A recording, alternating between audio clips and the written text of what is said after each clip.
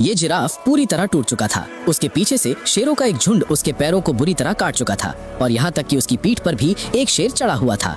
इस हालत में उसके लिए हर एक कदम उठाना बेहद मुश्किल हो गया था, लेकिन उसे अभी ये नहीं पता था कि इससे भी ज्यादा डरावनी चीज आगे उसका इंतजार कर रही है।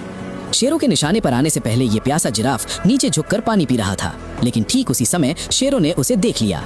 शेरों ने मौके का फायदा उठाया और धीरे धीरे उसकी तरफ बढ़ते हुए सही समय का इंतजार करने लगे ताकि एक ही वार में उसे गिरा सके। लेकिन तभी दूसरा शेर वहां पहुंचा और उसी वक्त जिराफ ने अचानक सिर उठाकर उन्हें देख लिया।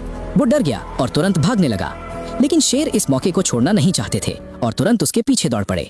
करीब 5.5 मीटर ऊंचा जिराफ जब दौड़ता है तो चलता फिरता टावर लगता है। उसकी रफ्तार लगभग 60 किलोमीटर प्रति घंटा तक पहुंच सकती है, लेकिन शेर उससे भी तेज होते हैं। उनकी स्पीड 80 किलोमीटर प्रति घंटा तक जा सकती है और यही उन्हें घास के मैदान का सबसे खतरनाक शिकारी बनाता है।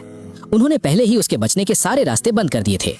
एक शेर ने मौका देखकर उसकी लंबी गर्दन पर छलांग लगाने की कोशिश की, लेकिन हवा में ही उसे इतनी जोरदार टक्कर लगी कि वो पलटकर गिर पड़ा और संभल पाता उससे पहले ही जिराफ का एक विशाल खुर उसके ऊपर आ गिरा, जिसकी चोट इतनी जबरदस्त थी कि उसकी रीढ़ की हड्डी पर सीधा असर पड़ा। उसे एक वार के बाद शेर जमीन पर गिर गया। शुरुआत में वो उठने की कोशिश करता रहा, लेकिन कुछ ही मिनटों में उसने हमेशा के लिए अपनी आंखें बंद कर लीं। अपने साथी की मौत ने पूरे झुंड को और ज्यादा गुस्से से भर दिया। अब उन्होंने किसी भी खतरे की परवाह किए बिना हमला तेज कर दिया और बार बार उसके पिछले पैरों पे झपटने लगे। आखिरकार 2 शेर उसके दोनों पिछले पैरों को पकड़ने में सफल हो गए और एक शेर उसकी पीठ पर चढ़ गया। अब जिराफ के लिए हर कदम उठाना बेहद भारी हो गया था, जैसे उसकी हर टांग पर सैकड़ों किलो का वजन बंधा हो। वो मुश्किल से कुछ 100 मीटर तक ही खिंचता चला गया और फिर आखिरकार उसकी ताकत जवाब दे गई। शेरों ने उसे चारों तरफ से घेर लिया और बार बार हमला करते रहे।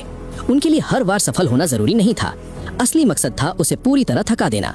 शुरुआत में वो किसी तरह मुकाबला करता रहा, लेकिन करीब आधे घंटे बाद लगातार हमलों के बाद उसकी सारी ताकत खत्म हो गई और वो आखिरकार जमीन पर गिर पड़ा।